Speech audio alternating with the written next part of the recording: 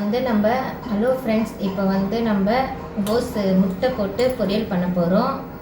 அதுக்கு நம்ம எப்படி செய்யலான்றதை பார்க்கலாம். ஃபஸ்ட்டு ஸ்டவ் ஆன் பண்ணிட்டேன்.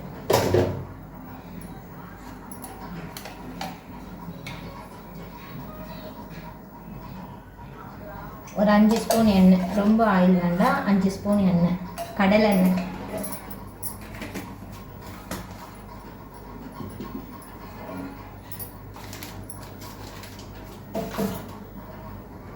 எண்ணெய் முதல்ல நல்லா காயட்டும்.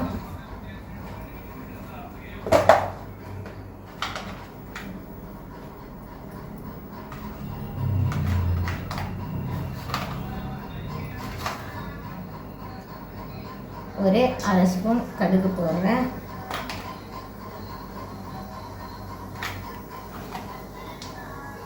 ஒரு 1/4 ஸ்பூன் சீரகம். இது நல்லா பொரியட்டும்.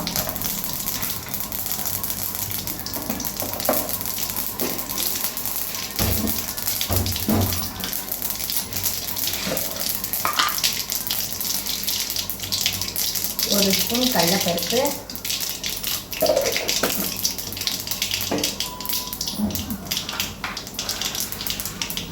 ஒரு ஸ்பூன் உளுந்து.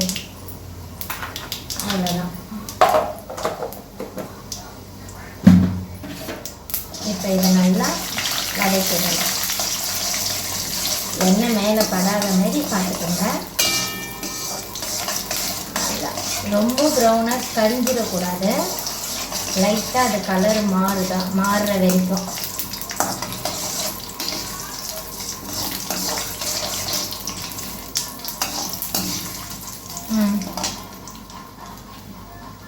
இப்போ வந்து நான் பச்சை மிளகாய் போடுறேன்.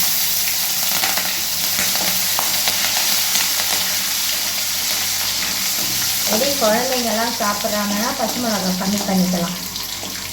எது ஃபஸ்ட்டு போட்டோன்னா அந்த காரம்லாம் எடுத்துரும். இப்போ வெங்காயம், மீடியம் சைஸ் வெங்காயம் வந்து 2 போட்டிருக்கேன்.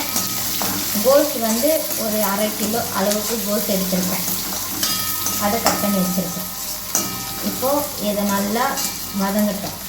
ஒரு ரொம்ப வதங்காமல் ஒரு கோல்டன் கலரில் வதங்கினாலே போதும். இதை வதங்கட்டும்.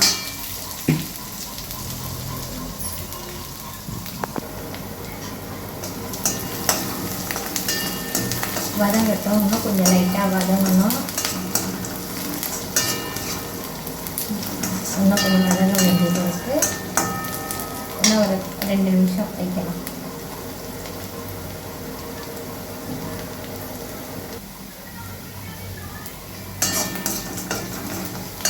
இப்போ ஓரளவுக்கு நல்லா வதங்கி வந்துடுச்சு. ரொம்பவும் கருக்குன மாரி வேண்டாம், இந்த அளவுக்கு போதும். இப்போ இதில் வந்து நான் கோஸ் வச்சுருக்கேன். கோஸ் நான் போடுறேன். கோஸ் போடும்போது அடுப்பு சிம்மில் வச்சு போடுங்க. இது 1/2 கிலோ கோஸ் தான். சுருவி வச்சதுனால கொஞ்சம் நிறையா தெரிகிற மாதிரி இருக்கும். சுருங்கிடுச்சுன்னா சரியாயிடும். எதுக்கு நம்ம தண்ணியில் போட்டு போடுறோன்னா, ஏன்னா இது வதங்கணும் இல்லையா, அந்த வதங்கிறதுக்காக. அப்போ தான் வெந்து வர கரெக்டாக இருக்கும்.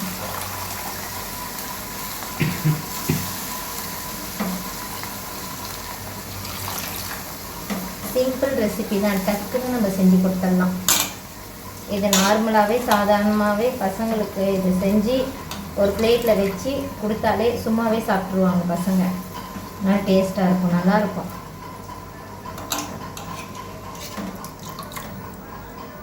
என்னடா கடை ஃபுல்லாக இருக்கே வருமோ அப்படின்லாம் இல்லை. அது வதங்கிடுச்சுன்னா இவ்வளோவா இருக்கிறது சுருண்டு கொஞ்சமாக ஆகிடும்.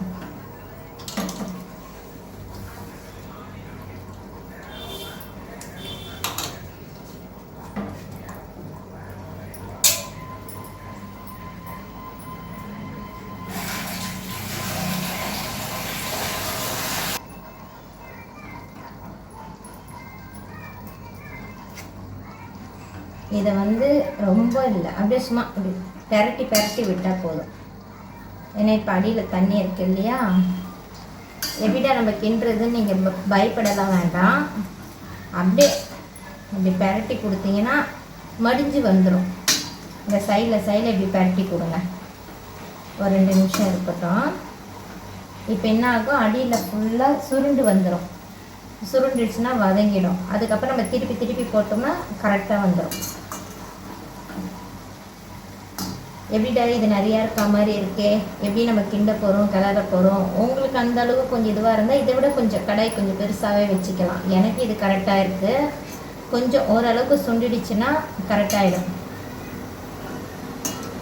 கொஞ்சம் இது வந்து வெந்து வரட்டும், நம்ம திருப்பி போடணும். இங்கே பாருங்க, நான் சொன்னேன் இல்லையா, நம்ம இனிமேல் திருப்பி போடுறப்பவே கரெக்டாக. அது ஃபஸ்ட்டு பார்க்கும்போது கடாய் ஃபுல்லாக இருந்துச்சு. இப்போ பாருங்கள்,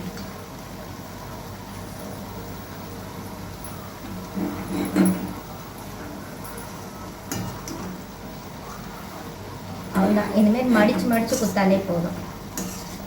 இப்போ அடியில் ஃபுல்லாக தண்ணி இறங்கிடுச்சு. தெரியுதா உங்களுக்கு? இதை பாருங்கள், இந்த அடியில் ஃபுல்லாக தண்ணி. இந்த தண்ணி சுண்டு வர கரெக்டாகிடும். உப்பெல்லாம் இந்த டைம் உப்பே போடக்கூடாது, உப்பு அதிகமாகிடும். இதை நல்லா சுருண்டு வரப்போது தான் நம்ம உப்பு போடணும். அப்போ தான் கரெக்டான அளவு பதம் தெரியும். தெரியாமல் நிறைய பேர் இப்போவே உப்பு போட்டோம்னா உப்பு கரிக்கிற மாதிரி ஆகிடும். கோஸுக்கு எப்போவுமே உப்பு நம்ம கொஞ்சமாக தான் போடணுமே. எல்லா பொரியலுக்கும் உருளைக்கிழங்கு இந்தமாரி பொரியலுக்கு போடுற மாதிரி உப்பு நிறையா போடக்கூடாது. இதை நல்லா சுருண்டு வரட்டும். அப்போ பாருங்கள்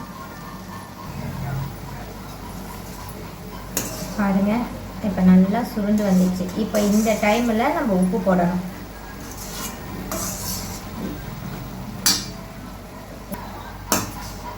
இப்போ இதெல்லாம் நம்ம உப்பு போட போகிறோம்.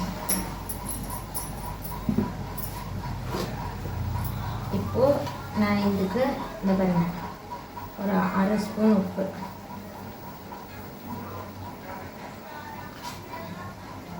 போதும்.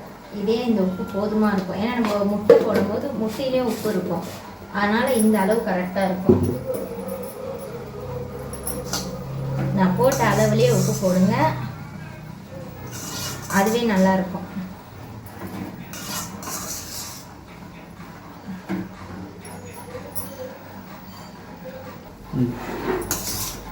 நம்ம உப்பு போட்டோம் இல்லையா, ஒரு 5 நிமிஷம் தட்டு போட்டு அந்த மூடி வச்சோம்னா அந்த உப்பு எல்லா காயிலையும் வந்து கலந்து கரெக்டாக இருக்கும். நம்ம இப்போ தட்டு போட்டு மூடி ஒரு 5 நிமிஷம் நம்ம தட்டு போட்டு மூடி வைக்கலாம். அதுக்கப்புறம் ரெடி ஆகிடும், முட்டை போட வேண்டியது தான்.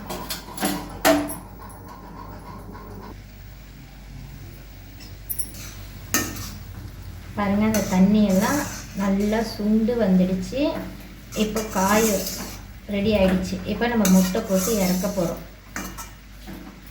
இது ஒரு பக்கம் அப்படியே இருக்கட்டும். ஓகே,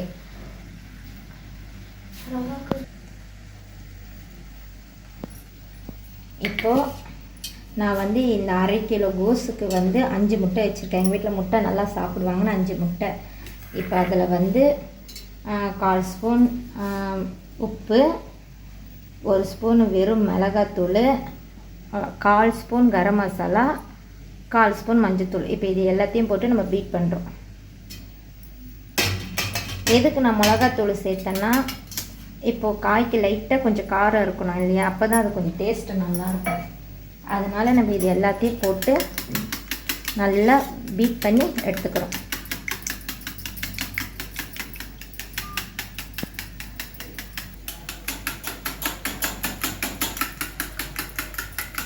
இப்போ நல்லா ஸ்கிப் பண்ணி வச்சாச்சு.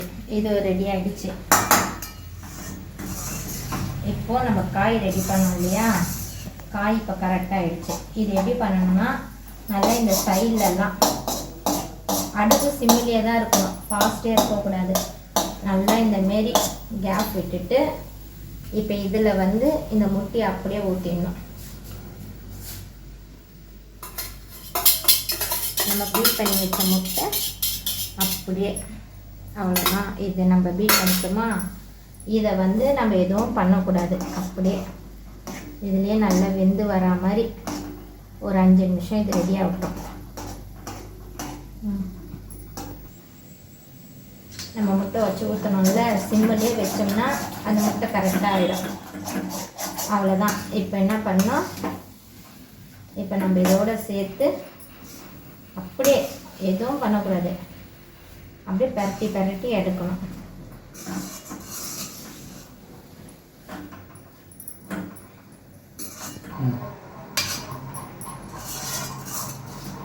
அந்த முட்டை பாருங்கள் காயோட மிங்கல் ஆயிடுச்சு. அவ்வளோதான்.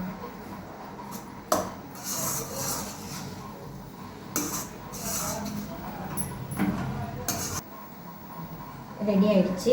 இப்போ இதில் நான் லேசாக கொத்தமல்லி, நான் ஏன் கொத்தமல்லி யூஸ் பண்ணுறேன்னா எங்கள் வீட்டில் இருக்கிறவங்களுக்கு கொத்தமல்லினா ரொம்ப பிடிக்கும். அடுப்பு ஆஃப் பண்ணிடலாம், அதனால் நான் கொத்தமல்லி போட்டேன்.